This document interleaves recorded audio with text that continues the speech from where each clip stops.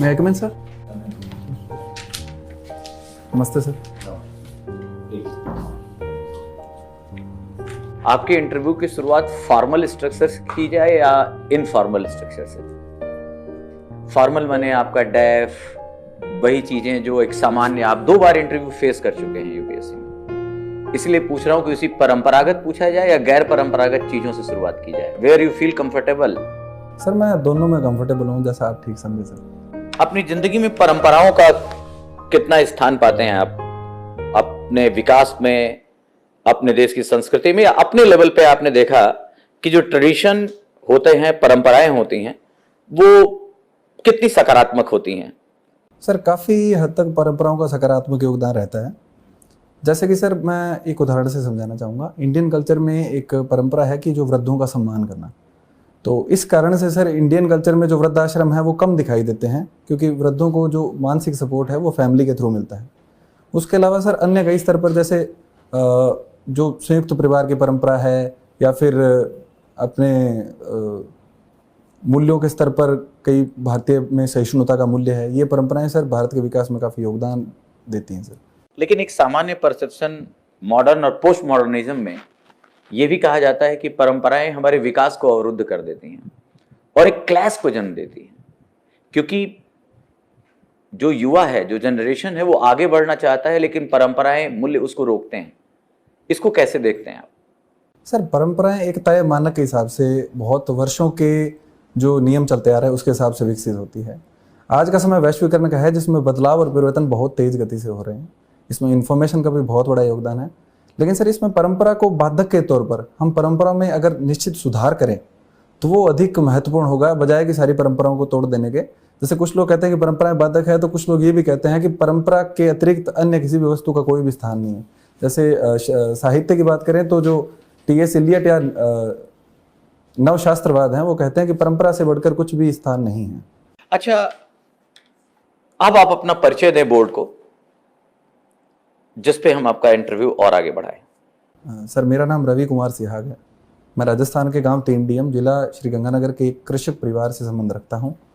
मैंने अपना स्कूलिंग और ग्रेजुएशन पास की तहसील से शारदा कला एवं विज्ञान महाविद्यालय, जो कि महाराजा गंगा सिंह यूनिवर्सिटी बीकानेर के अंडर आता है, वहाँ से किया है।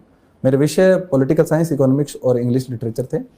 उसके बाद में सर मैंने यूपीएससी की प्रिपरेशन हिंदी साहित्य वैकल्पिक विषय के साथ में की, और उसमें सर पहले प्रयास में 2018 में मैंने IRTS को ज्वाइन किया।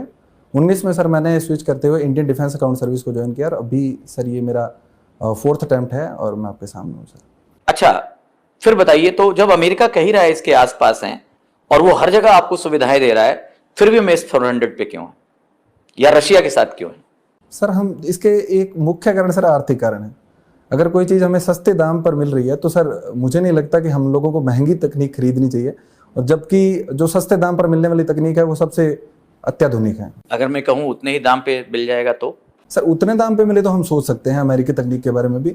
और इस मामले में सर हम पूरी तरह से रणनीतिक स्वायत्ता को फॉलो कर रहे हैं कि हम किसी भी देश के दबाव में आकर उसके साथ डील नहीं करेंगे। जो भारत की ज़रूरतें होगी, भारत की आर्थिक संसाधन है, उसके आधार पर हम लोग डील करेंगे सर। एक प्रश्न मेरा और बताइए, एक इस जमाने में कहा जा रहा है real is virtual and virtual is real, इस कोटेशन को आप कैसे देखते हैं? Real is virtual and virtual is real नाउएडेज।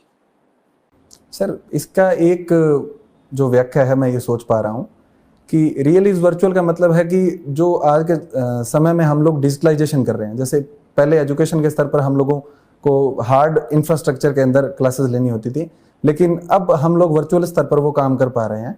तो रियल इज वर्चुअल का वो मतलब हो रहा है। और दूसरा सर वर्चुअल इज रियल का मतलब मैं सर अभी डिसाइफर नहीं कर पा रहा हूँ सर। जो सपना देखा वो वर्चुअल है, उसको रियलिटी में लेके आना रियल है, धरती पे लेके आना। इस दिमाग की एक वीकनेस है, it can not differentiate between real and virtual. बाकी अभी तक कोई वीकनेस नहीं निकाल पाया। थोड़ा सा give a thought on this question जो सर ने आपसे सवाल किया है, इस पर थोड़ा सा सोचने की ज़रूरत है आपको। एनीवे, कोई कमी नहीं निकाल रहे। स्टार्टिंग जो परंपराओं के ऊपर बात चली थी कौन कुछ ऐसे देश हैं जो परंपराओं के ऊपर भी चल रहे हैं, संविधान के ऊपर तो चल रहे हैं, परंपराएं भी वहाँ काफ़ी मजबूत हैं। सर कई देशों को इस कैटेगरी में मैं लेके आ सकता हूँ। जैसे सर पश्चिम एशिया के कई देश है वो धार्मिक परंपराओं पे चल रहे हैं। उसके अलावा आधुनिक परंपराओं की बात करें तो जापान एक ऐसा देश है जो अपनी समयबद्धता की परंपरा पर चल रहा है सर। एनीवे, श्री गंगानगर की कोई स्ट्रैटेजिक इम्पोर्टेंस? जी सर। सर श्रीगंगानगर एक बॉर्डर स्टेट है और वहाँ पर जो एक प्रकार से अगर बॉर्डर स्टेट को देखें तो स्ट्रेटेजिक इम्पोर्टेंस अपने आप साबित होती है। और वहाँ पर सर अभी हाल ही में कुछ जैसे तस्करी वगैरह के सामने आ रहे हैं तो इस मामले में ये इम्पोर्टेंट साबित होता है सर। भारत सरकार ने कुछ प्रतिबद्धता जाहिर की है इसके प्रति, कब तक के लिए कहा है? सर 2070 तक हम लोग जीरो नेट कार्बन